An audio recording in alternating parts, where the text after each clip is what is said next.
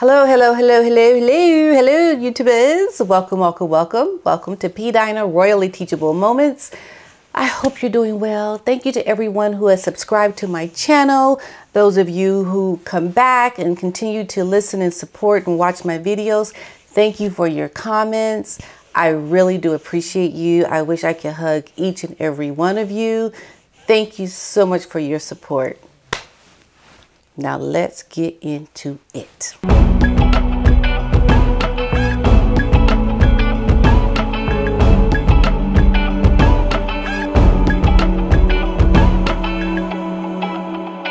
I love this article that was written by Stephen Glover in the Daily Mail. It really is an eye-opening article, and I want to give you my opinion about it only because I think it gives us some insight into what we are seeing from a perspective that we need to start looking at this. And I know we talk about how Harry is carrying on, but have we ever really thought to look at how what he is doing, the position that he is in now, how it's so unprecedented what's happening with him, how this could lead to some serious things and the contradiction of it all. And more importantly, as Americans, why this is something that we really should be more attuned to. What does it mean when someone from the royal family is now living in America? It's an eye-opener. And that's what I want to talk about today. So this is what Harry said in his quote most recently. He said, "Our country is judged globally by the state of our press and our government, both of which I believe are at rock bottom. Democracy fails when your press fails to scrutinize and hold the government accountable, and instead choose to get in bed with them so that they can ensure the status quo." You know, isn't this ironic? Because isn't this what the press is doing to Harry and his wife, holding them accountable? He's the one that needs to be held accountable because of the position that he is in, that he doesn't seem or quite understand when you have this position, how you should carry yourself. He's like a loose cannon out there just doing and saying whatever he wants to say without even looking at himself, but very quick to point the finger. You have to pay attention to somebody who is not able to have self-accountability. And that's what the press does. They hold you accountable for what you do. So isn't it just so interesting how he wants to get rid of the press? He is wrong on so many accounts. This is what he is saying in this article. So where's the evidence of the government and the press really being in bed together? Where's the evidence? Because we can see Harry don't have no evidence about his phone being hacked, the reason why he was in court. And he can just go and be a witness in a court case and say his phone was hacked as if it is fact. So a year ago, many newspapers helped to drive Boris Johnson out of number 10. Even the Daily Telegraph, the publication for which he had worked most of his adult life, turned against him. So the idea also that Rishi Sunak and ministers are not scrutinized and held accountable is preposterous. They are put under the microscope every day, all the time. So why does Harry think that the rock bottom is the press and the government? Does he not see that politicians, people who are in power, are always held accountable? Because what are the press going to do if there's no one to talk about that's doing something that they should not be doing? This is how they are validated. This is how they're able to run their papers, because they have these stories to talk about. The problem is Harry's not reading them, so he doesn't think it exists because he's not reading it. But it's there. Or maybe they're not scrutinizing the way and who you want, but they are doing it. And there's no proof that he has that they're not, because we see it when we read the papers and the actions and things that come out of that.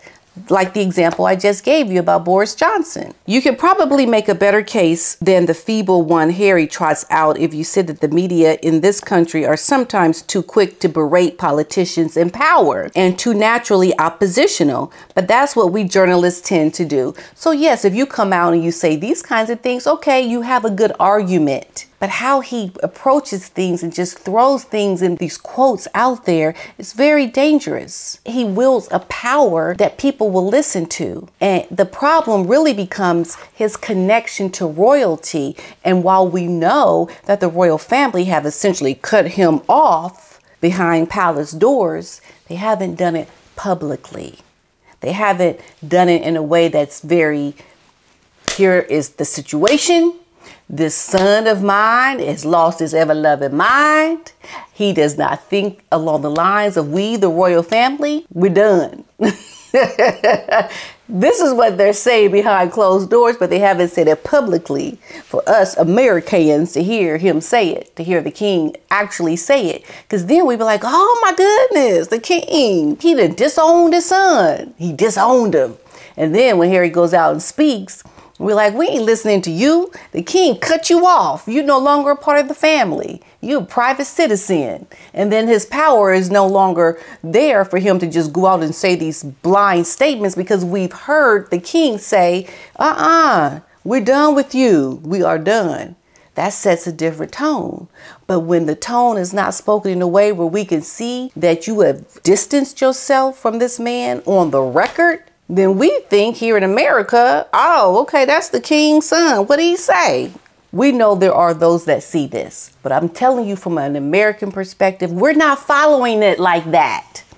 We're not reading between the lines. Oh, the king didn't show up today. He went out the country. His son's coming into town and he ain't in the country. This overarching look at the family of royalty for the most people here in the States that see it in a very loose kind of way. You know, it's very loose. It's not down to the nitty gritty of the information that gives us the 411 on what's really happening. It's ever-arching. Oh, the royals, Harry, the coronation, nice, lovely. And it's off to going back and doing what we do here in America, you know. And this is why I'm going to stress that you need a clear cutting off to make some serious news headways to show this man, Prince Harry, is a loose cannon. We done with him. We don't want nothing more to do with him. Something wrong with him. Like, it's got to be very dramatic and bold. It's a necessity at this point. Necessity. Here is the highly privileged Harry who wrongly accuses the press as a whole of not holding the rock bottom government to account, doing his utmost to curb newspapers so that they won't be free to hold rich and powerful people like him to account. It's mind-boggling. It's like, don't you know that you are privileged? Don't you know that the press has to hold you, Prince Harry, accountable? You are a part of that which you speak. You talk about the press and you talk about the government and they're doing things, but you're doing it too. You're wielding your power around, your connection to royalty, making documentaries, a book that people have bought in droves. Because why? Because you are from a famous family. You speak out the side of your face because you don't understand that you are the problem. Because you're wielding power, saying things as if it's other people who are in the wrong. But there's never, ever any real look at how you yourself are behaving and doing things that you need to be accountable for. There's a problem when somebody has power and they're able to get people to listen to them, and he himself is doing something that is mind-boggling. That you can criticize the government and the newspapers for what they do, but you never look at yourself and the power that he has to say something about the press and the government and to not be held accountable himself is a problem, because he can say anything that could put things in jeopardy for those in power. He can try to compromise people's freedom of speech and all of these things only because of the power he has to his connection to the royal family. You got to watch for that kind of person, because he's running around with his head cut off like a chicken. A chicken with his head cut off, going around causing all kind of problems for people. And people watching and listening with his head cut off. Like, oh, what he doing here? What he doing there? What he do? Oh my goodness. What? Because he's still got his connection to the royal family. And that gives him something that he should not be able to just wield this power without being held accountable himself. You're making problems that reach beyond your capability to deal with, Harry. He needs to do this. He needs to have problems here, there, and everywhere. Because this is a man who is trying to survive. And not to mention the wife in his ear, trying to keep her in good standing. Because even though we hear of these issues around their marriage, don't get it twisted. Harry's still trying to hold on to that.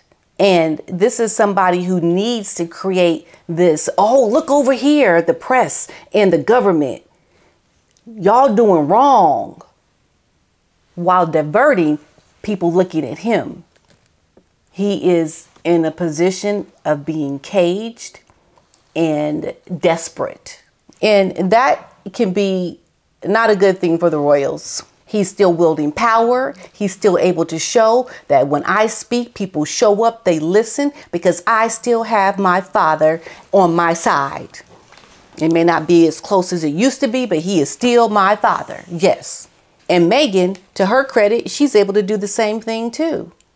She's able to still have somewhat of a relationship vicariously still through her husband. She's had this association. She can fool a lot of people. She can get the masses to rally behind her because she has this close proximity that hasn't really been officially cut off in a very clear and defined kind of way. We still see it as, oh, she royalty. Oh, yeah, that's Princess Diana's daughter-in-law. What's she got to say? So it's one of those things where you can't let a loose cannon go out and say and do all these things that are not clearly defined as, no, you crazy. We don't want nothing to do with you. And then before you know it, everybody's saying, oh, Harry, he's a private citizen now. He is no longer really connected to the royals. They cut him off. They done with him. No, people are not really saying this in the traditional sense of the American way that's looking at it from, 40,000 feet, because we don't follow it like that. I question, is Meghan able to build something from that close proximity? Is Harry able to continue to throw these bombs and to make these allegations and to do something that could be hurtful to others that are within his proximity, just so that he can preserve himself and what he's trying to build for himself, to keep himself doing what he's doing in America? We sometimes see things from our little window where we say, oh yeah, people get this. They know that this man, he crazy. They ain't listening. But you have to understand, there's a whole demographic out there that Meghan is able to garner from those that don't pay attention. And there's a lot. And as for Harry, he needs to be shown what it's like to be a regular Joe Schmo. Be a regular folk. Pay your bills, do what you got to do, and you are not able to have any connection that's going to save you from getting your lights turned off. Whatever it might be. He hasn't really seen it for what it really truly is. And that is what he needs to see. I think that is what will get him to wake up and to stop running around with his head cut off, saying and doing things like he ain't got no sense. He hasn't experienced true being cut off. Stop doing what you're doing. You are in a position of privilege. You need to stop your nonsense kind of position. He has not seen that clearly. Because had he seen it that way, he would have never written this book, went on Oprah and done all these other things. They have still too much privilege and connection that allows them to just go off running around like wackadoos. It's got to stop. It's too dangerous. And I hope that people that are the smart people in the room really are seeing it for that. He is a constitutional liability. Let's get it straight.